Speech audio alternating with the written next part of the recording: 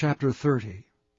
And it shall come to pass, when all these things are come upon thee, the blessing and the curse which I have set before thee,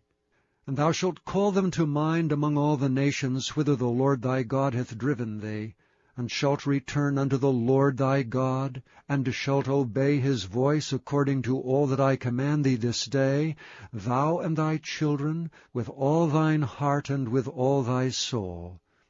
that then the Lord thy God will turn thy captivity, and have compassion upon thee, and will return and gather thee from all the nations whither the Lord thy God hath scattered thee. If any of thine be driven out unto the outmost parts of heaven, from thence will the Lord thy God gather thee, and from thence will he fetch thee. And the Lord thy God will bring thee into the land which thy fathers possessed, and thou shalt possess it, and he will do thee good, and multiply thee above thy fathers. And the Lord thy God will circumcise thine heart, and the heart of thy seed, to love the Lord thy God with all thine heart, and with all thy soul, that thou mayest live.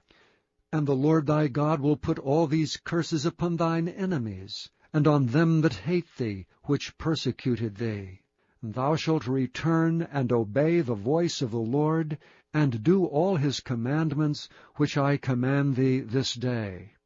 And the Lord thy God will make thee plenteous in every work of thine hand, in the fruit of thy body, and in the fruit of thy cattle, and in the fruit of thy land for good. For the Lord will again rejoice over thee for good, as he rejoiced over thy fathers. For thou shalt hearken unto the voice of the Lord thy God, to keep his commandments and his statutes, which are written in this book of the law, and if thou turn unto the Lord thy God with all thine heart, and with all thy soul.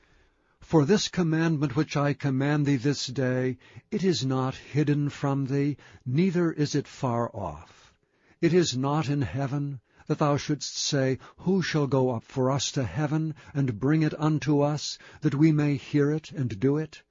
Neither is it beyond the sea, that thou shouldst say, Who shall go over the sea for us, and bring it unto us, that we may hear it and do it?